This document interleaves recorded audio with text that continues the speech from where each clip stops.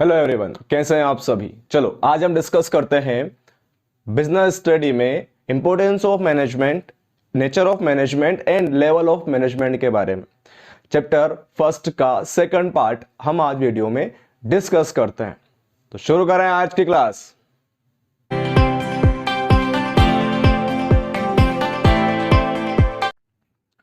चलो स्टार्ट करें हम इंपॉर्टेंस ऑफ मैनेजमेंट के बारे में। मैनेजमेंट करना क्यों जरूरी है, सबसे बड़ा क्वेश्चन तो ये, क्यों मैनेजमेंट करूं बिजनेस का, मैं किसी भी चीज का। ऐसे ही लाइफ चल रही है, ऐसा बिजनेस चल रहा है, क्या दिक्कत आती है, कुछ इंपॉर्टेंस है उसका, इसलिए इसको मैनेजमेंट करना चाहिए अपने को पूरे बिजनेस में। पहला इंपॉर्टेंस दे रखा है, management helps in achieving group गोल। जो आपके ग्रुप ने, जो आपने एक टारगेट डिसाइड कर रखा है कि मुझे ये वाला अचीवमेंट करना है, वो टारगेट डिसाइड करना, 10% मुझे सेल बढ़ाना है, 20% प्रॉफिट बढ़ाना है, ये सब आपके क्या होते हैं, टारगेट्स होते हैं, गोल होते हैं। इन गोल तक पहुंचने के लिए आपकी हेल्प कौन करेगा, मैनेजमेंट करेगा, फर्स्ट इंपॉर्टेंस है। दूसरा, वो आपकी एफिशिएंसी को, कैपेसिटी टू डू वर्क, काम करने की जो कैपेसिटी है आपकी, वो बढ़ाता है, एफिशिएंसी को बढ़ाता है। ज्यादा काम कर सकते हो आप अगर प्रॉपर मैनेजमेंट करोगे तो। वही काम टाइम पीरियड उतने होता है, लेकिन उसी टाइम पीरियड में इफेक्टिव वे में और एफिशिएंट वे में आप काम कर सकते हो। एफिशिएंसी और इफेक्टिवनेस क्या होता है हम समझेंगे इस वीडियो में लास्ट में। Management creates dynamic organisation. मतलब क्या होता है कि कुछ भी अगर चेंज आया, क्योंकि बिजनेस अनसर्टेन है और यहां चेंजेस कंटिन्यूअसली आते रहते हैं, कुछ ना कुछ चेंज आता ही रहता है बिजनेस में। तो मैनेजमेंट के जो कंसेप्ट है वो डायनामिक नेचर के होते हैं। It will be change with the change in environment situations, और जैसे चेंज होंगे उनको आप अप्लाई करके अपने बिजनेस को स्टेबल कर सकते हो। That's why management is important. उसके बाद management helps in achieving personal objective also. Personal means एक इंडिविजुअल का, हमने ऑब्जेक्टिव जब पढ़ाया था तब मैंने आपको बताया था बेटा कि इंडिविजुअल के कुछ अलग ऑब्जेक्टिव होते हैं। हर बंदे के अपने अपने ऑब्जेक्टिव होते हैं, इंडिविजुअल के कुछ अलग ही ऑब्जेक्टिव होते हैं। उसको किसी को स्टेटस चाहिए, किसी को मनी चाहिए, किसी को सोशल रिलेशन चाहिए। तो पर्सनल ऑब्जेक्टिव जो होता है उसको अचीव करने के लिए बिजनेस का प्रॉपर मैनेजमेंट करना पड़ेगा, तभी जाकर हम इंडिविजुअल के ऑब्जेक्टिव को फुलफिल कर पाएंगे। Management helps in developing efficiency. देखो ईच एंड एवरी बंदे को डेवलप करना, ये क्या होता है बेटा, डेफिनेटली बिजनेस का काम है, लेकिन साथ साथ में उसकी सोसाइटी को डेवलप करना, हर बंदे को डेवलप करना, साथ साथ में हर सोसाइटी, मतलब जो सोसाइटी में हम रह रहे हैं उसको डेवलप करना, ये भी बिजनेसमैन का काम है, मैनेजमेंट का काम है। अगर मैनेजमेंट अच्छा होगा बिजनेस में तो प्रोडक्शन बढ़ेगा, प्रोडक्शन बढ़ेगा तो इंप्लॉयमेंट अपॉर्चुनिटी बढ़ेगी और इससे सोसाइटी का डेवलपमेंट होगा। दैट्स वाई, और प्रॉपर मैनेजमेंट करने से गवर्नमेंट, घर, schools, temples, everyone manage a proper society, systematic society, developed society. That's why management important each and every area. ये हमने मैनेजमेंट के इंपॉर्टेंस के बारे में डिस्कस किया, क्या क्या इंपॉर्टेंस है मैनेजमेंट के बता रखा है यहाँ पर आपको। सोसाइटी में रहने वाले हर बंदे के लिए मैनेजमेंट जरूरी होता है बेटा। अब बात करें हम नेचर ऑफ मैनेजमेंट की, मैनेजमेंट का नेचर कैसा होता है। तो मैनेजमेंट का जो नेचर होता है, मतलब वो किस टाइप का है, वेदर इट इज साइंस और इट इज आर्ट। क्या है मैनेजमेंट, साइंस है कि आर्ट है? साइंस की डेफिनेशन कुछ अलग ही है, आर्ट उसका उल्टा ही जाता है।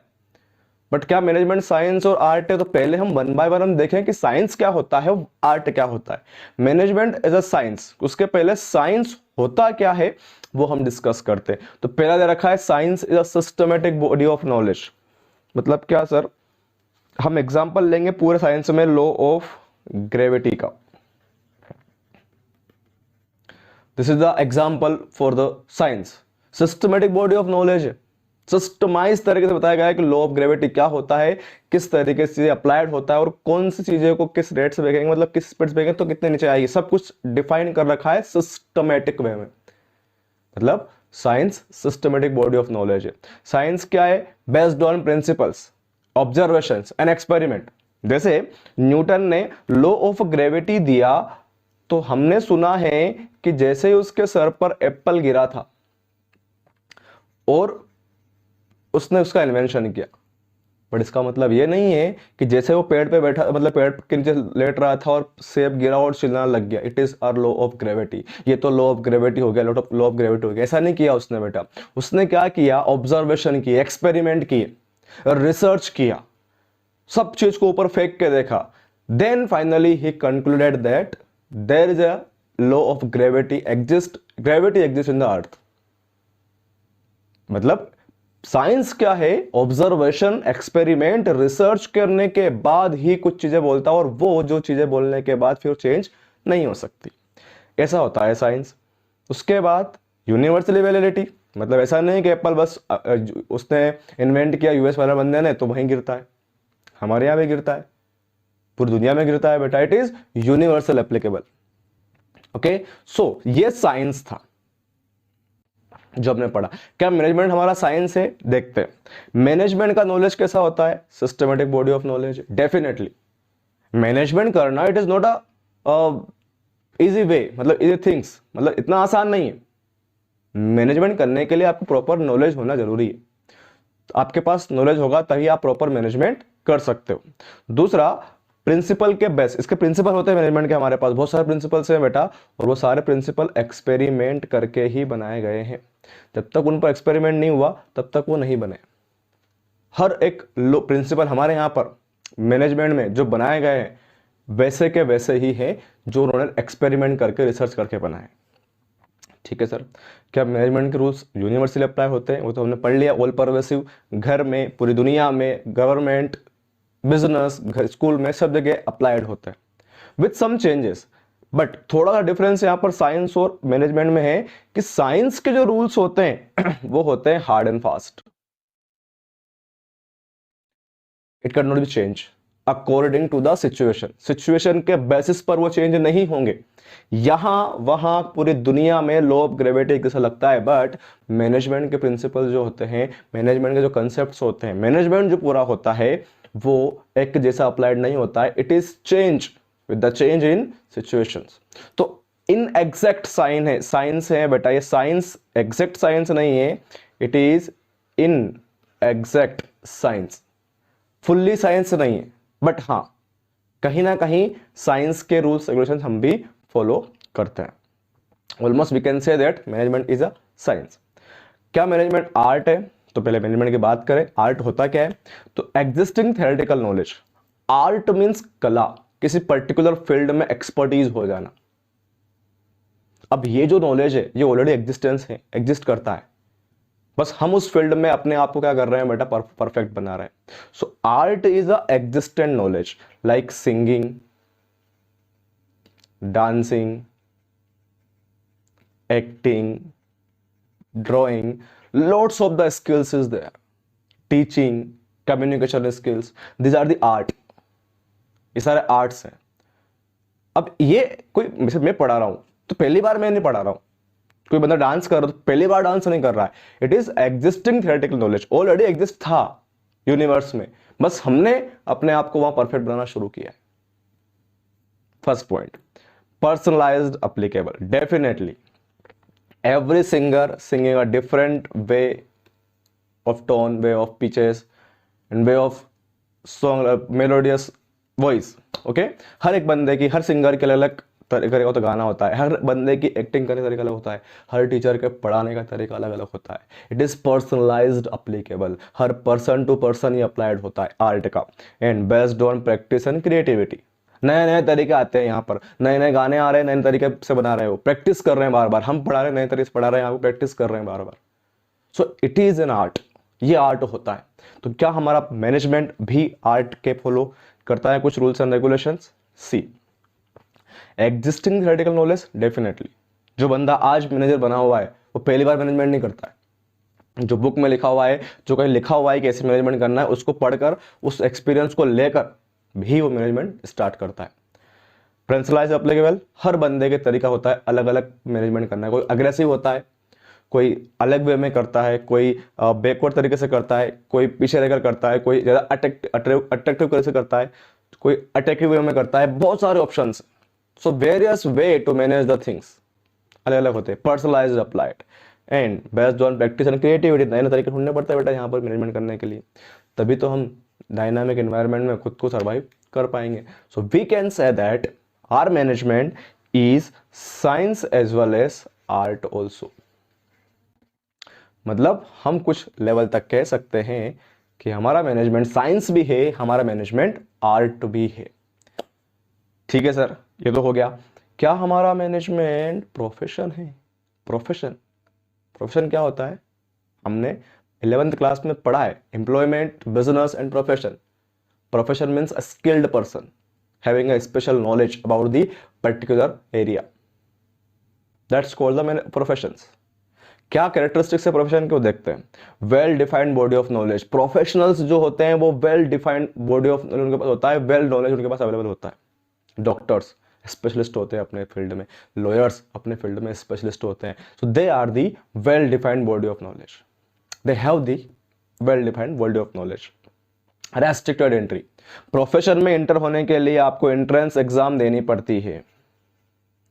Entrance exam like NEET, IIT, CA, CLET. So lots of the exam you have to face for various fields. अगर आपको प्रोफेशनल बनना है, नीट डॉक्टर के लिए, इंजीनियर्स के लिए, IIT चार्टर्ड अकाउंटेंट्स के लिए CA कोर्स होता है, लॉयर्स के लिए CLET होता है. So these are the some professional entrance exam by which we can enter in a professional services, professional course. So ये तरीका है एंटर होने का. तो एंट्री कैसी है इनकी? रेस्ट्रिक्टेड. हर कोई नहीं बोल सकता कि आज डॉक्टर बन जाते हैं, कल लॉयर बन जाता है, ऐसा पॉसिबल नहीं है. ठीक है. पर प्रोफेशनल एसोसिएशन, हर एक का प्रोफेशनल एसोसिएशन होता है, ग्रुप होता है इनका. लॉयर ग्रुप, पूरे इंडिया में जो भी लॉयर्स कम्युनिटी है उनका एक एसोसिएशन होता है. उन्हीं के बेस पर उनको सर्टिफिकेट मिलता है. डॉक्टर्स को, जैसे हमारे यहाँ चार्टर्ड अकाउंटेंट को ICAI के मेंबर्स होते हैं सभी. और ICAI उनको क्या करती है? एक सर्टिफिकेट प्रोवाइड करते हैं कि you are the member of chartered accountant of India. ICAI institute, CA के मेंबर हो आप. सो प्रोफेशनल एसोसिएशन है उनका एक. एथिकल कोड ऑफ कंडक्ट है हर के. एथिकल कोड ऑफ कंडक्ट का मतलब क्या होता है सर? मतलब हर एक के कुछ रूल्स एंड रेगुलेशंस हैं. ओथ लिया जाता है. मैं अपने स्वविवेक से, स्वाभिमान से, और पर्टिकुलर जो भी उनका नाम होता है, पूरे सोच समझ के साथ मैं इस देश की रक्षा करूंगा. पुलिस वाले लेते हैं, आर्मी वाले लेते हैं कि मैं इस देश के मरीजों को संभालूंगा. डॉक्टर लेते हैं मैं इस देश के सभी लोगों को न्याय देने की कोशिश करता हूँ. लॉयर लेते हैं. So these are some ethical code of conduct that they have to follow it. उनको फॉलो करना पड़ता है. एथिकल कोड ऑफ कंडक्ट होते हैं. एंड डेफिनेटली ये सर्विस मोटिव होता है, फिजिकल या मैन्युफैक्चरिंग वर्क नहीं होता है बेटा. It is only always and always service work होता है. मेंटली वर्क किया जाता है यहाँ पर. तो क्या हमारा मैनेजमेंट प्रोफेशन है? Let's see one by one.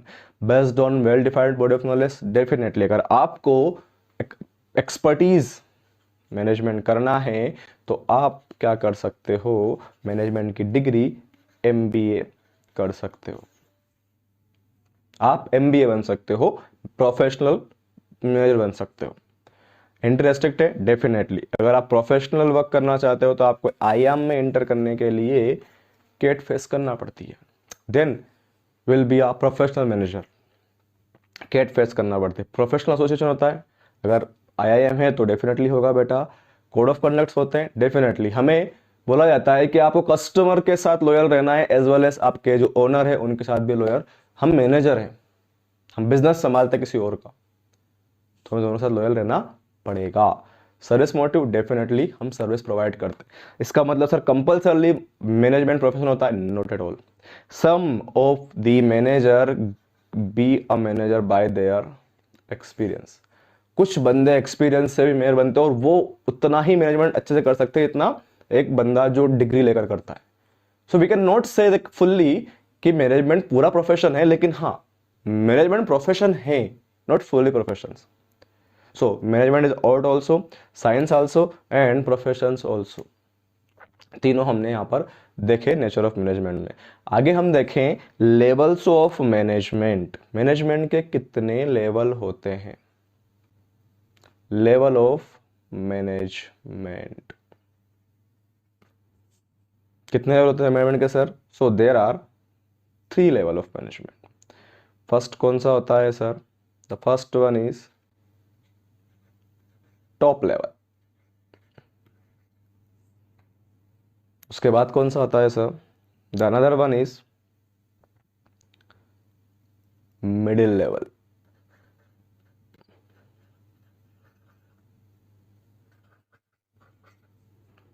ठीक है, उसके बाद sir the last one is supervisory level.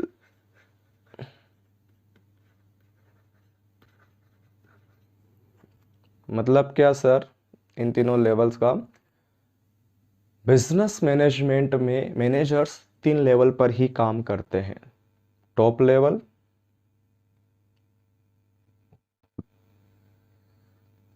Middle level and supervisory level. ये 3 अलग अलग लेवल है मैनेजमेंट के। These are the 3 level of management. ये मैनेजमेंट का लेवल है, टॉप, मिडिल और सुपरवाइजर। सर आपने ये ट्राइंगल क्यों बना रखा है? बिकॉज टॉप लेवल पर जो नंबर ऑफ पर्सन रहते हैं वो लिमिटेड रहते हैं। यहाँ लिमिटेड पर्सन होते हैं, उससे ज़्यादा यहाँ होते हैं और उस सबसे ज़्यादा यहाँ पर होते हैं।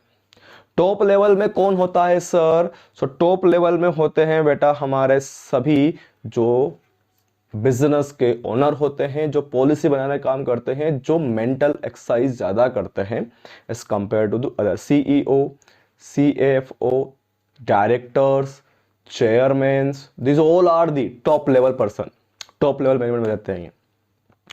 जो कोर कमिटी होती है बेटा बिजनेस की, जो पॉलिसी को फॉर्मुलेट करने का काम करते हैं, पॉलिसी को बनाने का काम करते हैं, वो बंदे होते हैं टॉप लेवल में। मिडिल में कौन होते हैं सर? मिडिल में होते हैं हेड मैनेजर्स, ब्रांचेस के हेड या डिविजन्स के हेड जो होते हैं वो यहां पर होते हैं। एंड डिपार्टमेंटल जो होते हैं वो सुपरवाइजर लेवल पर काम करते हैं, सुपरवाइज करने का काम। सुपरवाइजर जो होते हैं उनको भी मैनेजर का नाम दे रखा है बेटा। So these are the levels of management. हर एक बंदा अपने अपने काम करता है। टॉप लेवल फॉर्मुलेट करने का काम करता है, क्या? पॉलिसीज को, रूल्स रेगुलेशंस को। मिडिल लेवल उसको नीचे तक पहुंचाने का काम करता है, कन्वर्ट करने का काम करता है। क्योंकि सुपरवाइजरी लेवल की जो अंडरस्टैंडिंग है वो किससे मैच नहीं हो पाती है? टॉप लेवल से मैच नहीं हो पाती है। तो टॉप लेवल वाले की बात को कन्वर्ट करके यहां पहुंचाना, ये मिडिल वाले का काम होता है। ये मीडिएटर का काम करता है। कैसे तरीके से पॉलिसी फॉर्मुलेट करना है, इंप्लीमेंट करना है, ये काम मिडिल मैन वाले का है, मिडिल लेवल वाले का है। और सुपरवाइजर उसको एक्चुअल में इंप्लीमेंट करवाता है। These are the different level of management. ये मैनेजमेंट के अलग अलग level, top level, middle level and supervisory level. उसके बाद हम बात करें टॉप लेवल ऑफ मैनेजमेंट के बाद there are 2 words is there, efficiency versus, आपके इसमें दे रखा है इफेक्टिवनेस। वर्सेस लिखा है, वहां पर क्लियरली लिखा हुआ है वर्सेस, कि बिजनेस में दोनों जरूरी है कि नहीं, एफिशिएंसी और इफेक्टिवनेस जरूरी है कि नहीं है। मेरा ऐसा मानना है दोनों एक साथ रहेंगे तो बिजनेस कर पाएंगे। एफिशिएंसी का मतलब क्या होता है? एफिशिएंसी का मतलब होता है to do work at less cost. अगर आप इफिशिएंट हो मतलब आप कम कॉस्ट में काम करके दोगे, इफेक्टिव हो तो आप लेस टाइम में काम करके दोगे। ये एफिशिएंसी है आपकी और ये इफेक्टिवनेस है। कम टाइम में काम करना, जो टाइम दे रखा उसके अंदर अंदर काम करना, जो पैसे बना रखा उससे कम पैसे में काम करना, ये आपका एफिशिएंसी है। और कम टाइम में काम करना ये आपकी इफेक्टिवनेस है। और दोनों एक साथ रखने पड़ेंगे मैनेजमेंट में। ऐसा नहीं हो सकता कि आपको बोला गया है कि आपको 10,000 यूनिट्स बनाना है 1 महीने में और 1,00,000 रुपए में, 1,00,000 रुपीस में। सो आपने क्या किया? 10,000 यूनिट बना दी 15 दिन में, पर आपने 2 से 2.5 लाख रुपए लगा दिए। यू आर इफेक्टिव, आप इफेक्टिव हो, बट आप क्या नहीं हो? आप इफिशिएंट नहीं हो। आपने टारगेट अचीव कर लिया, बट उसके बदले आपने क्या किया? आपने 10,000 यूनिट 3 महीने में बनाई, पैसा लगा दिया 50,000 बस। टाइम पीरियड मतलब आप इफिशिएंट हो, इफेक्टिव नहीं हो। मैनेजमेंट दोनों होना चाहिए, इफिशिएंट भी होना चाहिए और इफेक्टिवनेस भी उसमें होना चाहिए। ये दोनों चीजें कहलाती है बेटा efficiency and effectiveness. So in this video we are discussing about the importance of management. Then उसके बाद हमने आर्ट साइंस के बारे में पढ़ा। देखें, देखो हमने इंपॉर्टेंस पढ़े थे, देन आर्ट साइंस पढ़ा था, उसके बाद हमने लेवल ऑफ मैनेजमेंट पढ़े, एंड लास्ट में हमने देखा इफेक्टिव वर्सेस एफिशिएंसी के बारे में। ओके, नेक्स्ट वीडियो में हम इस चैप्टर को कंक्लूड करेंगे। तब तक के लिए thank you, have a good day.